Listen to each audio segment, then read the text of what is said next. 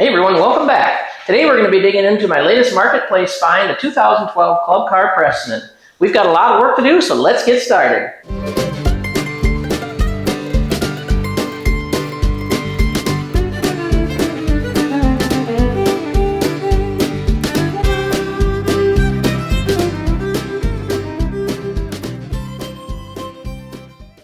All right, well here it is. If you watched the previous episode, not a lot has changed. In the last episode, we put all the electronics in and took it for a little test drive.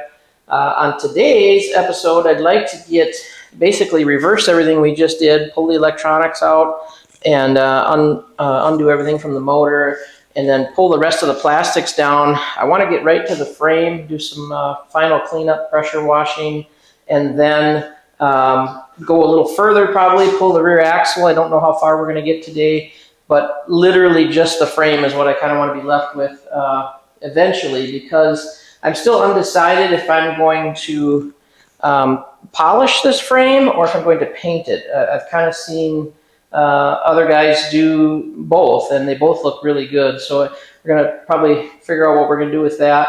But we've got a lot of things to contend with that I didn't see at first. Not big issues, really. Just a bent bolt on that shock, which isn't the end of the world. I think I mentioned these bushings were bad in the last episode, but I did see just here today, as I was kind of giving it another look over, this front tie rod end is bent, and my intention was to actually get a new steering rack in here. Just kind of going with a lot of new parts on this one. I'm really digging in deep. I've got kind of a vision in mind for this, and that'll kind of become more clear as we go along. I did see they must have had some kind of maybe a headlight or something mounted in here, so there's some, ouch, yep, just got myself. I was going to say there's some screw holes in the frame, so we'll probably flatten those out a little bit and clean those up so they're not sharp, like I just got my finger and drew blood.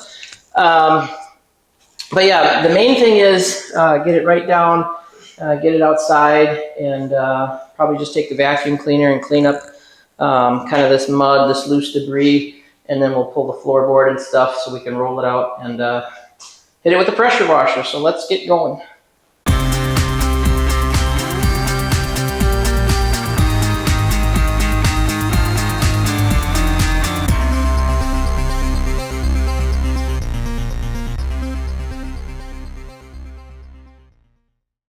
All right, I know what some of you are thinking. Man, I'd love to take my cart down that far, but it looks like a ton of work.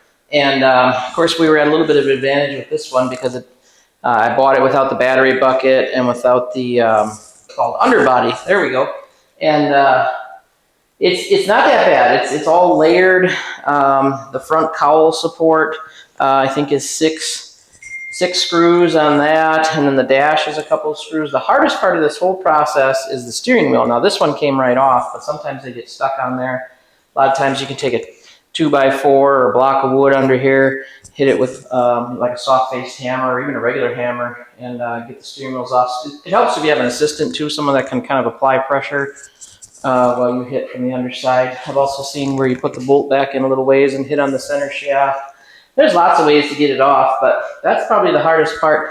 The floorboard is only held in here, and the two screws that hold the pedal assembly in, and then the one through the dash kind of goes through that and helps hold everything together too. So not that bad at all. So we're just going to peel this floorboard off of here and roll it outside and start washing.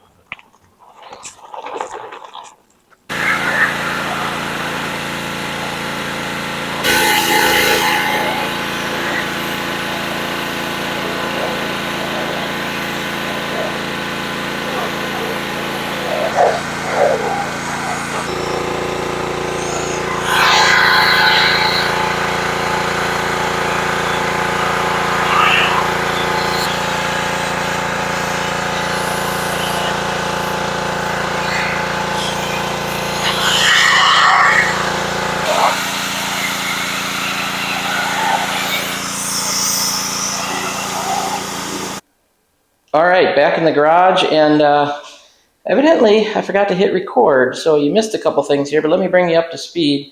Put it up on jack stands. I want to get this whole rear differential pulled out, and it had this skid plate kind of in the way. You can drain the oil with that on there, but it kind of makes a mess. So I pulled that skid plate out, and then it's just a matter of, I always take the top bolt loose because it drains a lot faster. But it's just a matter of pulling this bottom bolt. That did have some little bit of buildup on the magnet, nothing too terrible, nothing really unexpected. So now we'll put the plug back in. We can get that rear diff off of there. That way if it tips over or something, you know, it doesn't come out the overfill here. I don't have to really worry about that too much. Plus I plan on pulling these axles out too and digging into that a little bit. So let me get this rear diff dropped off of here. In order to get these brake cables out, I don't know if you can see on here, it's actually got, let me get something I can point with. So in order to get these out, there's a couple of tabs that you need to push, and I'll get a better tool. I'm just kind of using this for pointing purposes. You can use like a pick or a needle nose. The trick is there's about 4 or 5 of them that you have to squeeze, and then that cable will go through the aluminum. So that's probably the hardest part of the whole rear differential removal. These brake cables will pull through there if you angle it just right. And then it's just shock bolts and our 4 leaf spring bolts. And I think that's about it. We can kind of roll that right out from underneath there.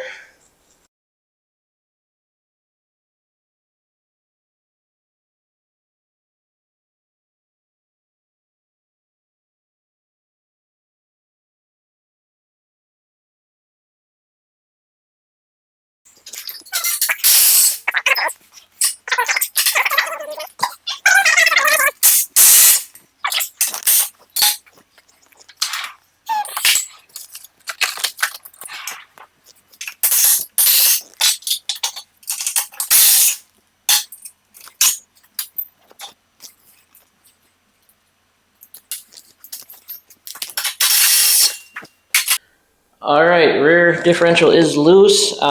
Just be aware because of the battery acid and stuff, definitely get some corrosion.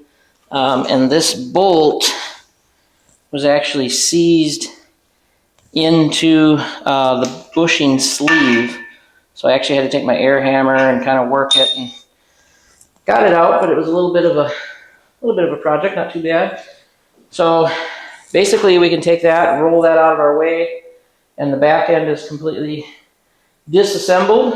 Then it's just a matter of pulling the lift kit and some steering components and stuff off of here. And of course I'll probably pull that battery hold down rod, being that this one's going to be converted to lithium. We won't need that. And then all they do is sit there and rattle in there if you don't take them out. So it's just a matter of drilling this hole a little bit bigger, and then it'll slide through.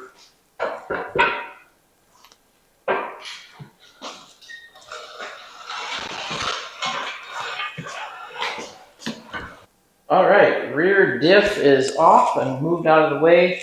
Had to put a little counterweight on here because of the weight of the front end on the jack stands and where I need to position them to get everything else tore apart. So I've separated steering shaft. I'll probably pull those 4, and then I can take that all out in one chunk. Then there's 4 more for the basically the dash support. And then I was hoping to just do these 4. There's 2 in the front, 2 in the back, and slide this whole front end apart in one shot. But the factory upper control arms have a hole to get at that bolt, and these don't. So I'm going to have to disassemble it just a little bit farther. Not a big deal, a couple extra bolts. But yeah, we're going to be there pretty quick. This isn't taking long at all.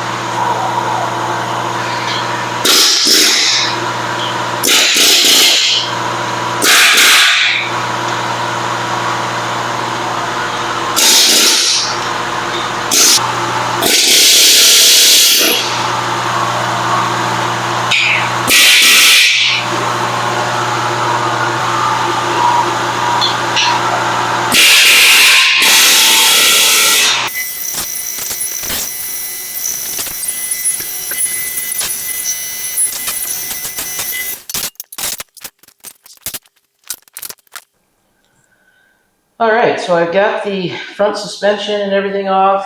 I really want to get the center section out. And because of the way the bolts are squished and it's really kind of stuck in there, so I thought, no big deal, I'll just take my air hammer and kind of work it. Well, the more I look at this, I'm like 4 bolts away from having this frame in 2 pieces. And I knew that. I just got ahead of myself a little bit. If I take these 2 out, that'll allow me to just basically widen that front frame horn up and pop that center section out. So that's what I'm about to do.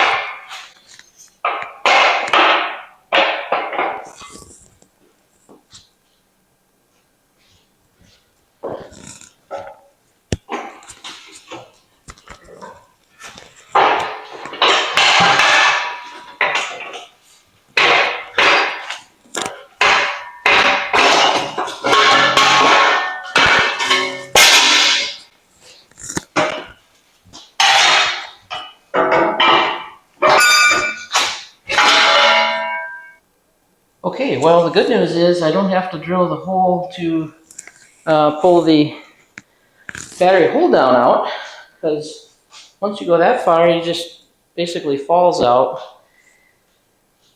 So why am I doing all this? Not sure that I have a great answer for that, but I'm kind of thinking maybe in the back of my mind I might keep this one, and you know, if I'm going to be the quote-unquote golf cart guy in the neighborhood, I've got to have something that's really, really nice. Not that Swamp Thing isn't really nice, but this also gives me the opportunity to show all of you, you know, if you're working in your garage.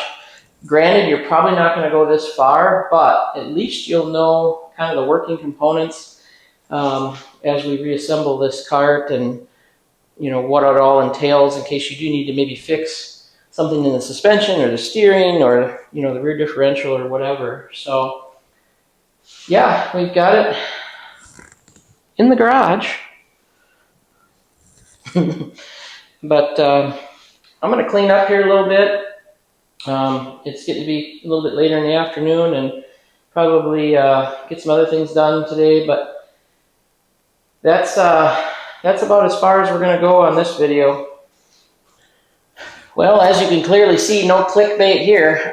Really going about as far as we can on this guy, and I really need your input on this. I'm really struggling over what to do with this frame. And by polish, I don't know if you've ever seen aluminum polish before, but it looks really, really good. I've got some pitting and some stuff on this one frame rail that probably from the battery acid, like I said, but I think we can clean it up. A lot of that you're not going to see anyway, but the part that you do see is going to look really, really good.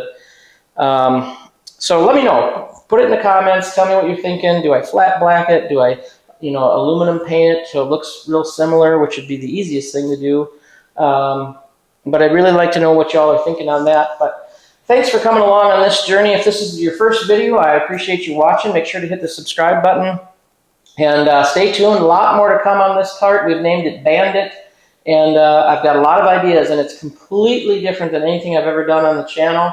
So make sure you stick around for that. It's not going to be your storm build with a mods tower top and custom seats. And, well, it'll probably have custom seats, but you know what I'm saying. It's different. I'm not going to spoil it because I'm not even 100% sure which way I'm going, but I've got some great ideas, and we're going to keep plucking away on this guy. So, like I said, thanks for watching. We'll see you next time on Kart Crazy.